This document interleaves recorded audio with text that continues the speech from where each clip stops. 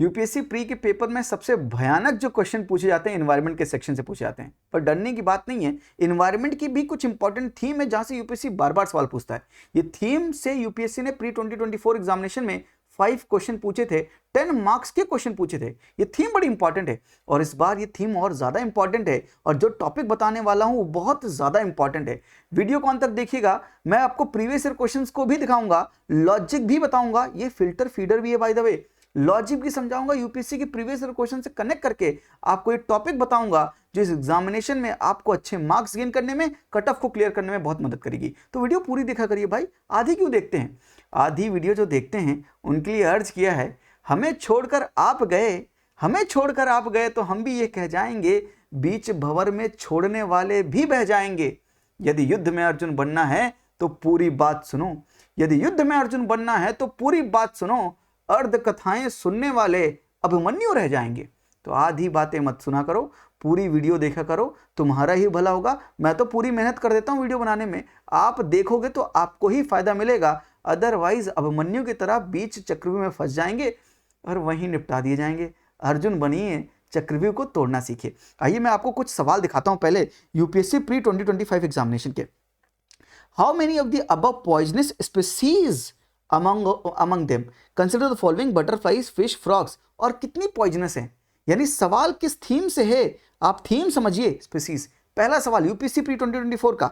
दूसरा, the organism किकाड़ा, जो भी आप बोलते हैं, केकड़ा, सिसाडा, जैसा भी आप समझे। फ्रॉग होपर, पॉन्ड स्केटर्स क्या हैं? बर्ड्स हैं, फिश हैं, इंसेक्ट्स हैं, रेप्टाइल है। Again fish, birds, fish, insects, reptile, pre 2024 का दूसरा सवाल।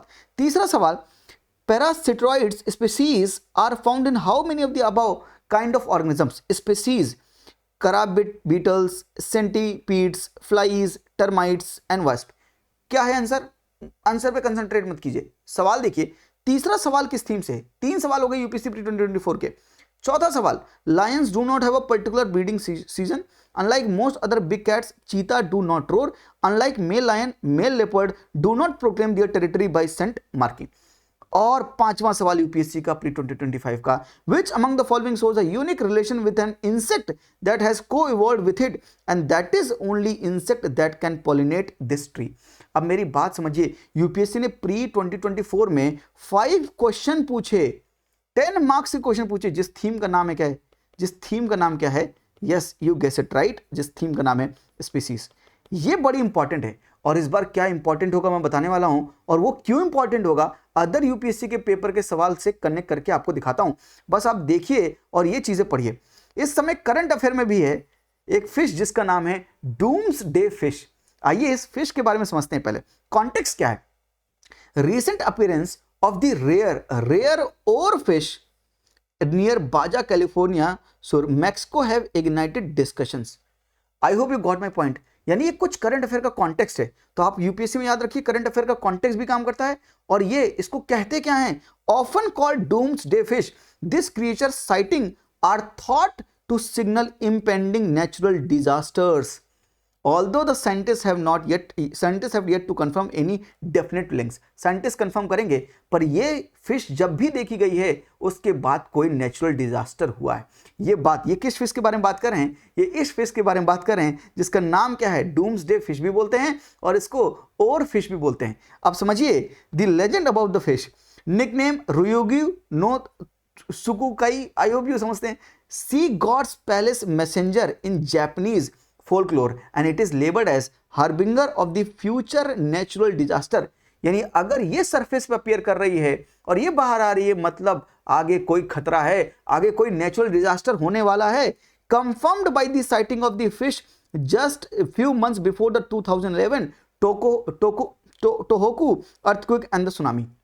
जापान में जब ऐसा हुआ था, भयंकर सुनामी आई थी 2011 में, उसके पहले इस फिश को देखा गया था। और किस मैग्नीट्यूड का? 9 रेक्टर का मैग्नीट्यूड का अर्थक्वेक देखा गया था। और ये negated, by the way this was negated by the study that was published in the bulletin of the seismologist society of the America।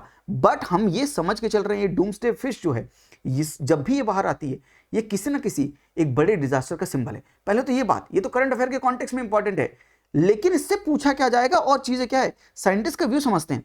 Scientist कहते हैं they have termed that such links are controversial, ये फालतू की links है, but they have presented theories to explain the sighting. कुछ scientist ये मानते हैं कि ये फिश कैसी है, ये डीप सी फिश है। ये कहाँ रहती है, ये सरफेस, नियर सरफेस रहती है। Such as oar fish could be more sensitive to the seismic activities under water because they live near the fault lines. ये फॉल्ट लाइंस के लिए रहती हैं जहां से अर्थक्वेक ओरिजिन होता है, और ये क्योंकि वहां पर ओरिजिन में रहती हैं तो इनको डर की वजह से, वो सेंसिटिव होने की वजह से ये बाहर आ जाती हैं, जो कि एक सिंबल हो सकता है, कि सरफेस पे आती इसलिए है क्योंकि अर्थक्वेक आने वाला है, और अर्थक्वेक अगर वाटर के अंदर आ रहा है तो ज्योग्राफी का कॉन्सेप्ट है सुनामी को ट्रिगर कर सकता है। सम साइंटिस्ट कहते हैं कि ये जो कनेक्शन ये एक्सीडेंटल है, and more plausible cause is linked to the fact that they are pushed to the surface due to the powerful current or the illness. इसकी वजह से भी आ सकती है। तो scientist have a different view on this fish, but ये माना जाता है, ये जनरल ओपिनियन ये है कि अगर ये फिश बाहर आ रही है सरफेस पे, ये डीप सी फिश है, अगर ये सरफेस पे आ रही है तो कुछ ना कुछ गड़बड़ होने वाला है। ये ऐसा हमने देखा है, जापान के केस में भी देखा है। आइए जो एग्जामिनेशन के पर्सपेक्टिव से इंपॉर्टेंट है, और फिश अ ब्रीफ डिस्क्रिप्शन, ये इंपॉर्टेंट क्यों है वो आप समझ गए। Large and extremely long pelagic, तो आपको ज्योग्राफी से क्या पढ़ना है, स्टैटिक पढ़ना है।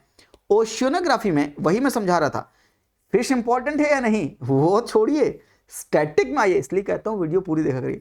ओशियोनोग्राफी में आप पढ़ेंगे पेलाजिक क्या होता है, ये फाइटोप्लैंक्टन क्या होते हैं, जू प्लैंक्टन क्या होते हैं, एपीप्लाजिक, डिफरेंट नेम्स होते हैं, मेसोप्लाजिक, ये नेम्स होते हैं। बेंथिक किसे कहते हैं, बेंथिक क्या होता है ना, बैथीपेलाजिक क्या होता है, बेंथिक, बैथीपेलाजिक, ये जो टर्म्स हैं ये पढ़ना पड़ेगा। यानी ओशियन की जो डेप्थ के अकॉर्डिंग आप तोड़ते हैं वो समझना पड़ेगा। यूट्रोफिकेशन क्या है, उसकी प्रॉब्लम क्या होती है, ये आपको समझना पड़ेगा। आई होप मैं जो समझाना चाह रहा हूं कि स्टैटिक्स से सवाल पूछा जाता है। पहली बात, ये एक लिंक हो सकता है कि अगर इस फिश से सवाल ना पूछे, स्पीसीज से सवाल ना पूछे, इसके कॉन्टेक्स्ट में अगर डीप सी मिशन, ये डीप सी ऑर्गेनिजम्स के बारे में बात कर रहे हैं, तो वहां से सवाल पूछ सकता है कि ये पेलाजिक क्या है, एपीपेलाजिक क्या है, मेसोपेलाजिक क्या है, बैथीपेलाजिक क्या है, हाइडल पेलाजिक क्या है, बेंथिक क्या होता है, इनसे सवाल बन सकता है। साथ में फाइटोप्लैंक्टन क्या होते हैं, जू प्लैंक्टन क्या होते हैं, ड्रिफ्टर्स किसे कहते हैं, इनसे सवाल बन सकता है। That is the pure static part जो मैं आपको कन्वे करना चाहता हूं। करंट अफेयर में कोई चीज होती है उसका बैकवर्ड लिंकेज ढूंढना पड़ेगा, तभी आप समझ पाएंगे सवाल कहां से बनने वाला है। सवाल डायरेक्टली भी बन सकता है और इनडायरेक्टली आपके स्टैटिक से भी बन सकता है। And second point about this fish is rarely scene on the surface. ये सरफेस में तभी आती है, ये ऐसा माना जाता है ये तभी आती है सरफेस पे जब कोई ना कोई घटना, कोई फिजिकल, कोई डिजास्टर क्रिएट होने वाला होता है। डिस्ट्रीब्यूशन, ये tropical, subtropical, warm temperate region हर जगह पाई जाती है। And they swim in the vertical orientation due to the feeding posture and feed on the zooplankton primarily, tiny and shrimps etc इनके ऊपर भी फीड करती है।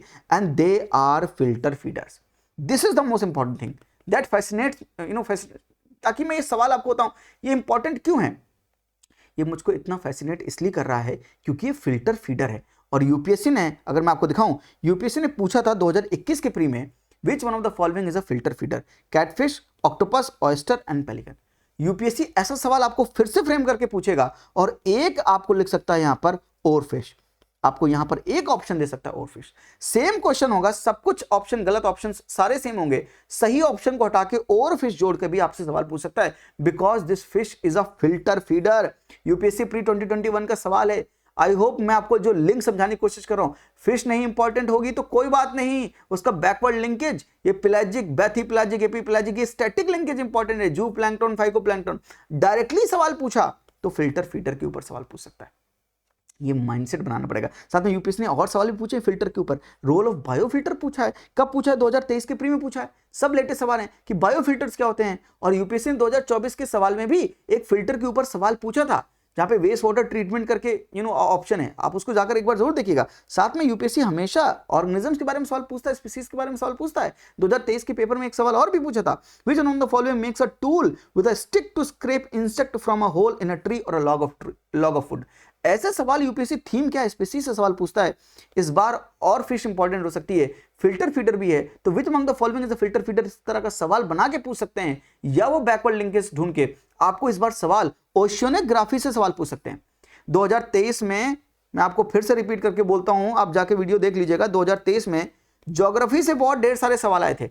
लेकिन उस समय दो शॉक फैक्टर थे, एक ओनली वन ओनली टू वाले ऑप्शंस इंट्रोड्यूस किए गए थे, बहुत ढेर सारे इंट्रोड्यूस कर दिए गए थे, जिसकी वजह से सब लोग पागल हो गए थे प्री 2023 में कि ओनली वन ओनली टू। उसी समय ज्योग्राफी से भी बहुत सवाल पूछा था, पर ये शॉक फैक्टर किसी ने देखा नहीं था। तो जब मैं प्री 2024 के लिए प्रेडिक्ट द अनप्रेडिक्टेबल सीरीज बना रहा था, तब मैंने बोला था कि 2023 का ये ज्योग्राफी का शॉक फैक्टर किसी ने देखा नहीं है।